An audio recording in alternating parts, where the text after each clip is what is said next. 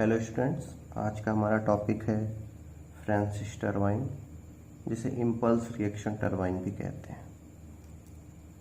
तो जो डायग्राम आपको दिख रहा है ये फ्रांसिस टरबाइन का डायग्राम है।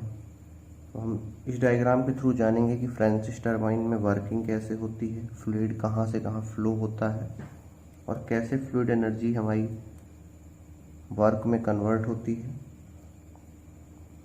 फिर हम फ्रांसिस टरबाइन में कौन कौन से पार्ट्स यूज होते हैं ये देखेंगे। तो फ्रांसिस टरबाइन के इस पार्ट्स को कहते हैं, ये है केसिंग, फिर ये है हमारी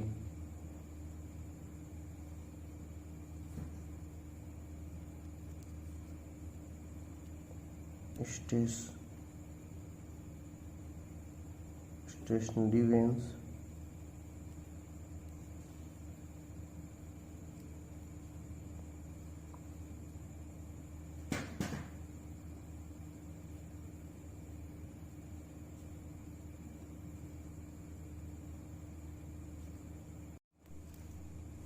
ये है हमारा रनर,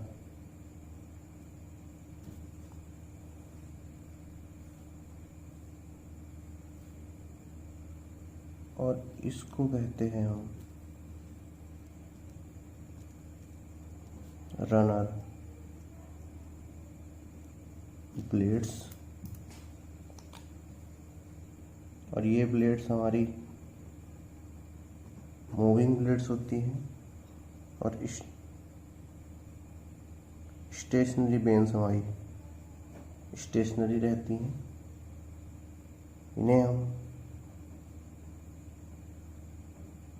गाइड वेन भी कहते हैं।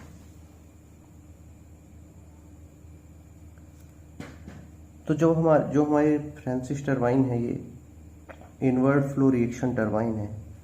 पेनस्टॉक के थ्रू वाटर सबसे पहले केसिंग पे आता है, फिर वाटर केसिंग के थ्रू अंदर फ्लो करता है टरबाइन के, और वह गाइड वेन्स की अलग अलग वेन्स में जाके टकराता है। कुछ वाटर यहाँ से एंटर करता है गाइड वेन्स में, कुछ यहाँ से करता है, यहाँ से करता है, यहाँ से करता है। ऐसे ही ऑलमोस्ट सारी गाइड वेन से वाटर हमारा एंटर करता है और एक पर्टिकुलर एंगल्स में जाकर हमारी रनर ब्लेड्स की ब्लेड्स में टकराता है।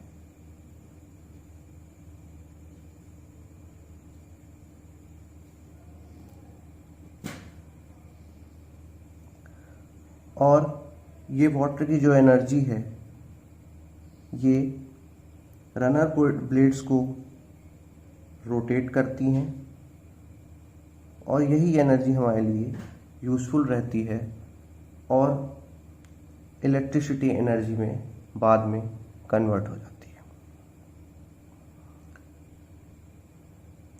तो हमारा जो गाइड वेन्स है वह बेसिकली केसिंग से आते हुए पानी को एक डायरेक्शन दे देता है, एक पर्टिकुलर एंगल दे देता है, ताकि जो हमारा वाटर है हम उसकी ज़्यादा से ज़्यादा एनर्जी यूज कर सकें और हम वाटर की ज़्यादा से ज़्यादा एनर्जी को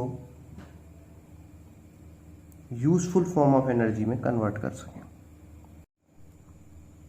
केसिंग से आते हुए वाटर को गाइड वेन्स एक स्मूथ वेलोसिटी दे देते हैं ताकि वाटर स्मूथली जाकर रनर ब्लेड्स में टकराए। अब आप यहाँ पे देख सकते हैं हमारे जो केसिंग का जो डाया है वो लगातार घटता जा रहा है। केसिंग का डायमीटर हम लगातार घटाते जाते हैं ताकि जो फ्लोइंग वाटर है उसका जो प्रेशर रहे वो कांस्टेंट रहे, यानी कि हम सेम प्रेशर मेंटेन करने के लिए केसिंग का डाया घटाते जाते हैं। गाइड वेन्स क्यों लगाई जाती हैं? यदि केसिंग से आता हुआ वाटर डायरेक्ट आकर रनर ब्लेड्स पे टकराएगा तो ये रनर ब्लेड्स के लिए यूज़फुल नहीं होगा और वाटर के फोर्स के कारण हमारी रनर ब्लेड्स ब्रेक हो सकती हैं। इसलिए जो गाइड वेन्स है वो एक पर्टिकुलर एंगल प्रोवाइड करते हैं रनर ब्लेड्स के लिए और हमारे जो वाटर है उसको स्मूथ वेलोसिटी देते हैं, जो कि हमारे लिए काफ़ी यूज़फुल होता है और हमारी ब्लेड्स के लिए किसी भी टाइप का डेंजर नहीं होता है। अब हम देखते हैं डिफरेंट पार्ट्स अलग अलग से एवं उनकी वर्किंग, जो कि हमारे लिए डिफरेंट एग्ज़ाम्स के लिए बहुत ही ज़्यादा यूज़फुल रहती है।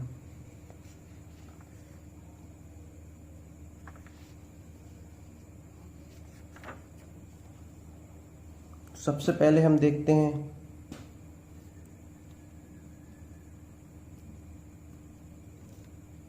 Casing.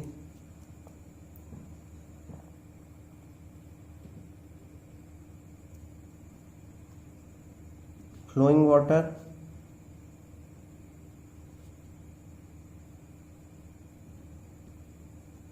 directly comes to casing from penstock.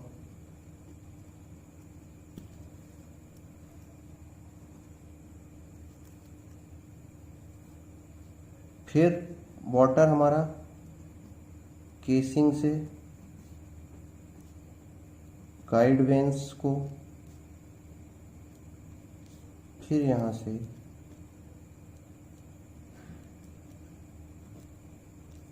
Runner blades को जाता है। फिर दूसरा पार्ट है जो हमारा केसिंग का जो डाया है वो डिक्रीज होता है कांस्टेंट प्रेशर मेंटेन करने के लिए। फिर दूसरा पार्ट है हमारे पास गाइड व्हील।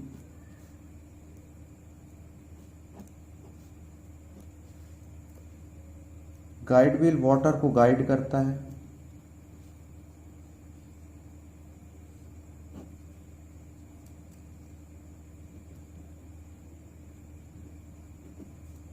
दूसरा, ये वाटर को एक पर्टिकुलर एंगल पर रनर ब्लेड्स पे भेजता है। Guide water at a angle और स्मूथ स्ट्राइकिंग कराता है।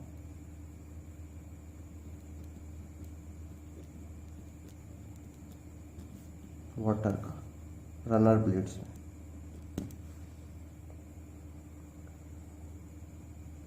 फिर हमारे पास जो एक इम्पॉर्टेंट पार्ट है वो है रनर ब्लेड्स।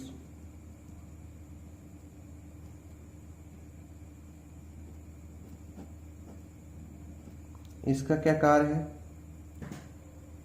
ये वाटर से एनर्जी एब्जॉर्ब करती है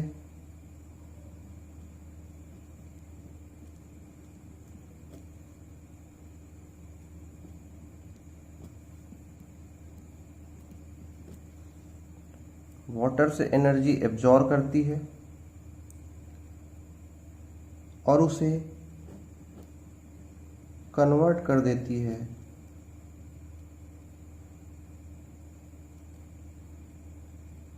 रनर रोटेट करने के लिए।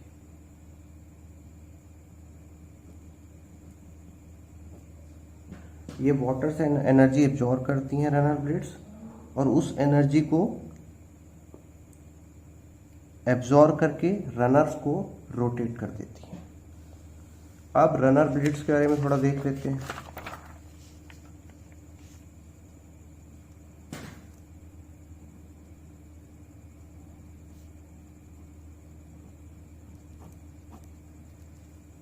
बेसिकली रनर ब्लेड्स के दो पार्ट्स होते हैं।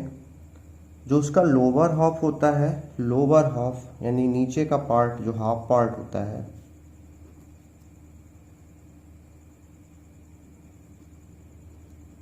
तो लोअर हाफ जो होता है ये बकेट शेप का होता है,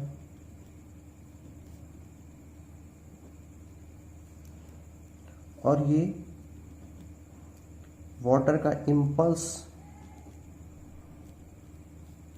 एक्शन जो होता है उसका यूज करता है।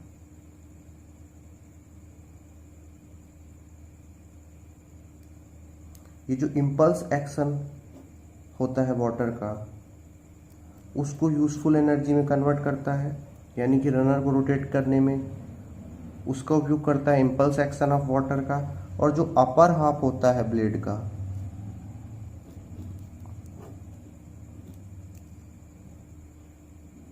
वो रिएक्शन फोर्स वाटर का यूज करता है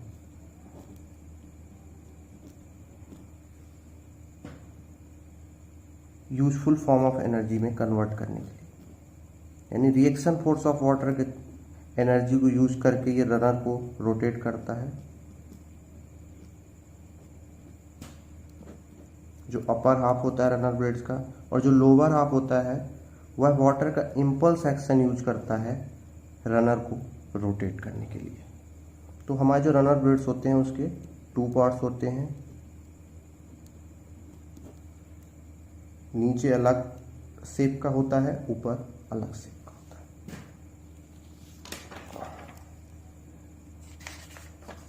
फिर एक इम्पॉर्टेंट पार्ट होता है हमारे रिएक्शन टरबाइन के केसेस में, वो होता है ड्राफ्ट ट्यूब का।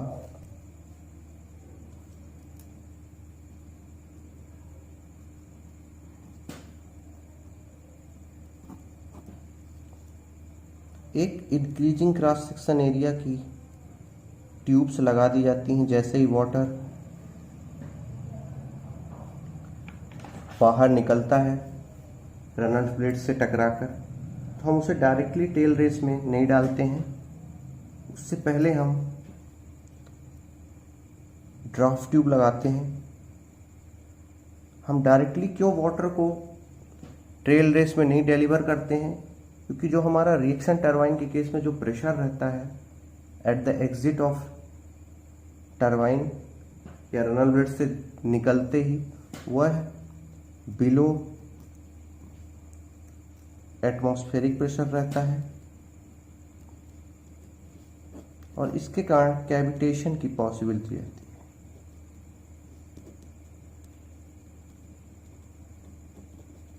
इस प्रेशर को बढ़ाने के लिए हम ड्राफ्ट ट्यूब लगाते हैं ताकि कैविटेशन नहीं हो जाए, और प्रेशर को बढ़ाने के लिए हम ड्राफ्ट ट्यूब का जो डाया है वो हम बढ़ाते जाते हैं।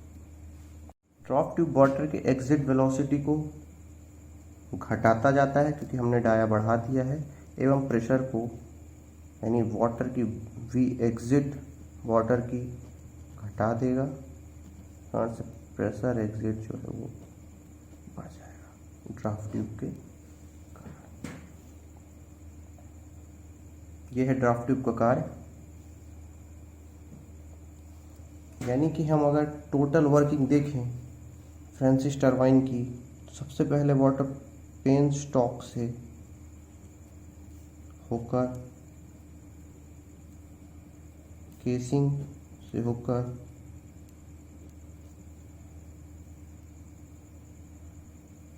गाइड वेन से होकर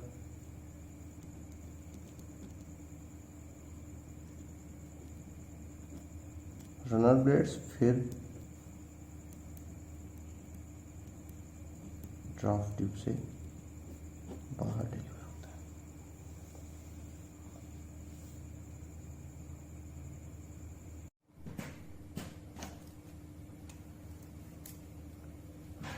अब हम देखते हैं फ्रांसिस टरबाइन का वेलोसिटी डायग्राम कैसे बनेगा। उसमें पावर, रनर पावर एवं डिफरेंट इफिशियंसी का क्या फॉर्मूला है।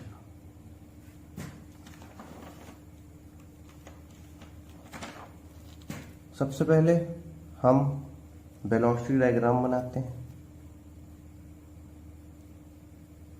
ये हो गई हमारी रनर ब्लेड्स।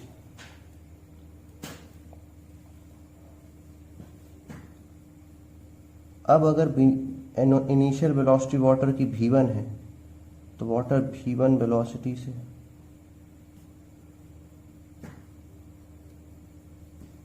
इंटर करना चाहेगा, लेकिन हमारी जो ब्लेड्स हैं वो ऑलरेडी u वेलोसिटी से मूव कर रही हैं, यानी कि यहाँ पे रिलेटिव वेलोसिटी का कंसेप्ट आएगा, और वाटर एक v_r1 वेलोसिटी से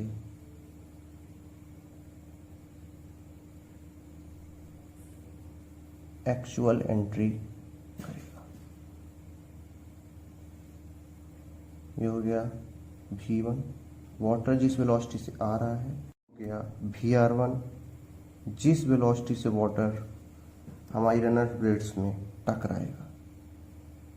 इन दोनों के बीच आएगी वेलोसिटी u1 जो कि रनर ब्लेड्स की वेलोसिटी है।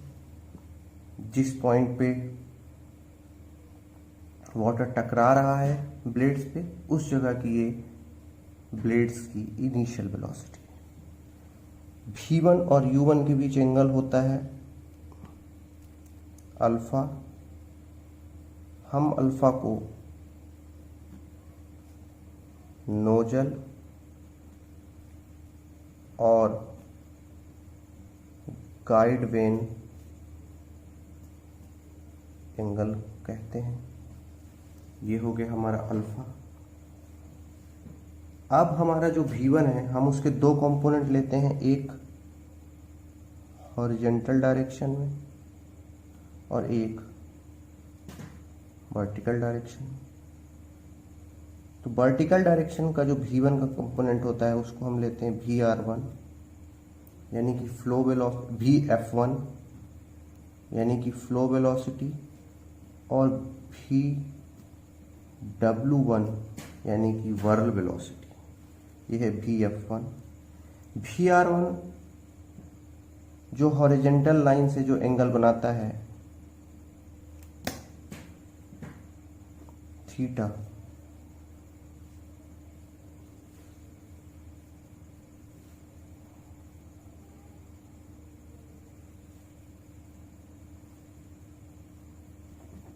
ये है v_w1, ये पूरी लाइन, ये है v_w1।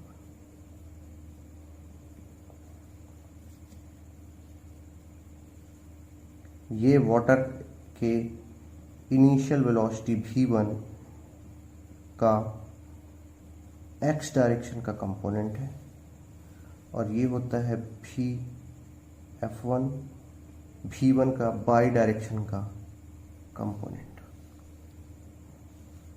ये जो एंगल है थीटा, थीटा को हम कहते हैं वेन एंगल एट इनलेट। जिस एंगल से वाटर टकराता है वो होता है v_r1, रनर ब्लेड्स पे जिस एंगल से वाटर टकराता है। अब ये रिएक्शन टरबाइन है, और रिएक्शन टरबाइन के केस में फ्रांसिस टरबाइन के लिए हमारा जो डिस्चार्ज है वो रेडियल रहता है आउटलेट पे, यानी कि जो आउटलेट वेलोसिटी ट्रायंगल बनेगा वहाँ पे v2 जो है वो v_f2 के बराबर होगा। क्यों? क्योंकि हमारा जो डिस्चार्ज है, discharge eight exit is radial, so v2 बराबर v_f2 हो जाएगा। ये हो जाएगा हमारा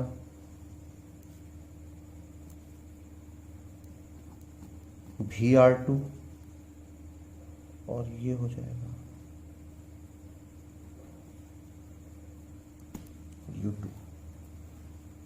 ये एंगल हो जाएगा हमारा फाई, और फाई को हम कहते हैं वेन एंगल एट आउटलेट।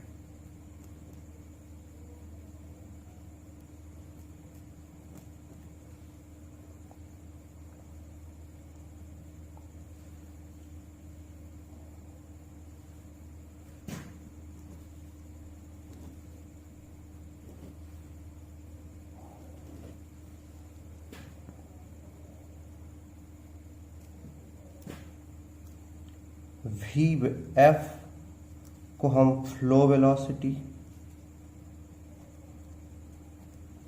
और रेडियल कंपोनेंट ऑफ वेलोसिटी भी कहते हैं।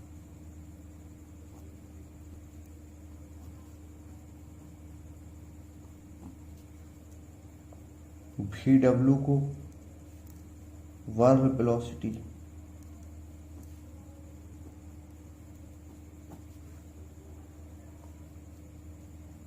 V1 को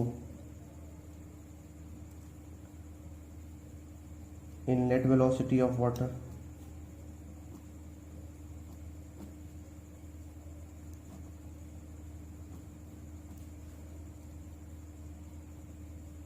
Vf1 को फ्लो वेलोसिटी जैसा बता दिया मैंने, Vw को वर्ग वेलोसिटी, Vr1 को relative velocity of water at inlet, U1 को जो ब्लेड्स हैं उनकी इनलेट वेलोसिटी रनर की ब्लेड्स का। सिमिलरली हम U2 को रनर की आउटलेट ब्लेड्स की वेलोसिटी, V2 को आउटलेट वेलोसिटी ऑफ वाटर ये कहते हैं। ये है हमारा मेन केस फ्रांसिस टरबाइन के केस में, इसलिए हमारा वेलोसिटी ट्रायंगल एट आउटलेट ऐसे बना हुआ है। अब हम आगे देखते हैं।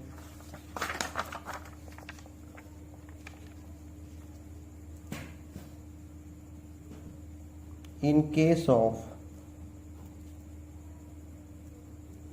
reaction turbine, Vf1 बराबर Vf2 लेते हैं। रिएक्शन टरबाइन केस में फ्लो वेलोसिटी में हम कोई भी चेंज नहीं एज्यूम करते हैं। हम एज्यूम करते हैं कि initial flow velocity exit flow velocity के बराबर होता है in case of reaction turbine.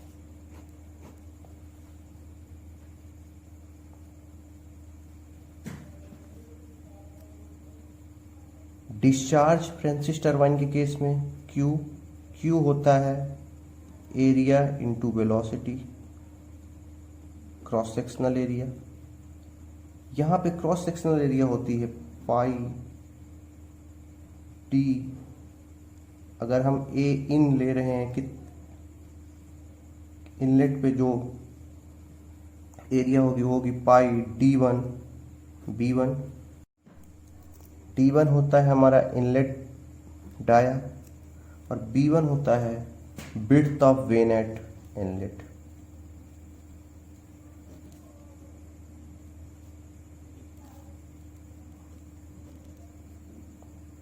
तो Q हो जाएगा हमारा पाई D1 B1 into V of flow यानी VF।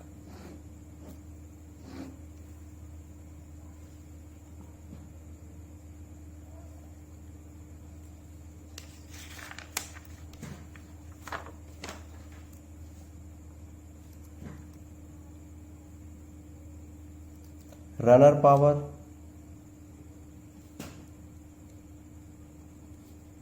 P ये होती है m dot Vw1 U1 plus Vw2 U2 as, क्योंकि यहाँ U1 is not equal to U2 in Francis turbine Vw2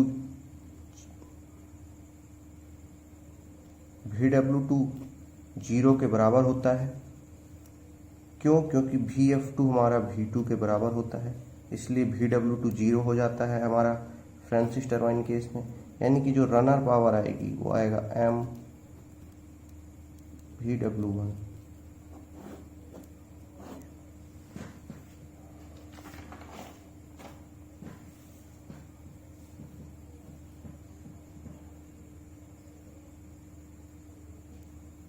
speed ratio ये होता है U1 अपान √2GH net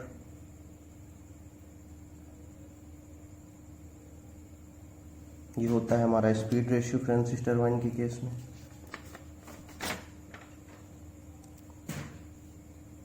flow ratio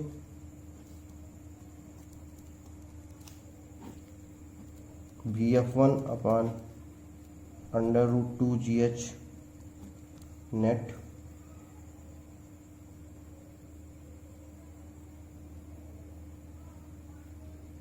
width ratio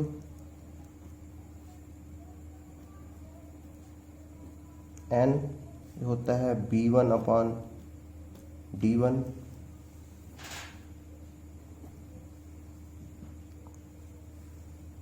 क्योंकि फ्रांसिस टरबाइन एक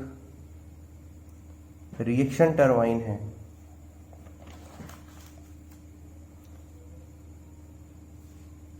और रिएक्शन टरबाइन के case में एट द इनलेट वाटर के पास हमारी प्रेशर एनर्जी और काइनेटिक एनर्जी दोनों होती है, इसलिए H इनलेट वाटर के पास P1/ρg plus V1²/2g। Pressure head और काइनेटिक एनर्जी हेड दोनों ही हेड होते हैं हमारे पास वाटर के पास एट द इनलेट। और वाटर पावर होता है एट इनलेट M/G/H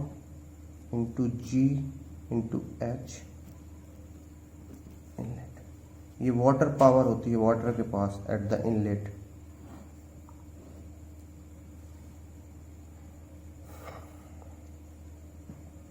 इसके बाद यही पावर जो है यूजफुल फॉर्म ऑफ एनर्जी में कन्वर्ट होती है।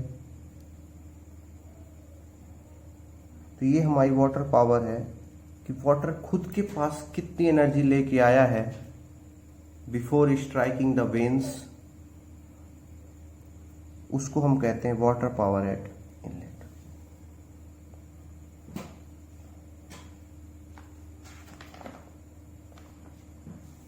ये हो गया हमारा फ्रांसिस टरबाइन। इसके बाद हम पढ़ेंगे कैप्लन टरबाइन, और फिर हम देखेंगे कैसे फ्रांसिस टरबाइन, कैप्लान टरबाइन एवं और टरबाइन से अलग है। धन्यवाद।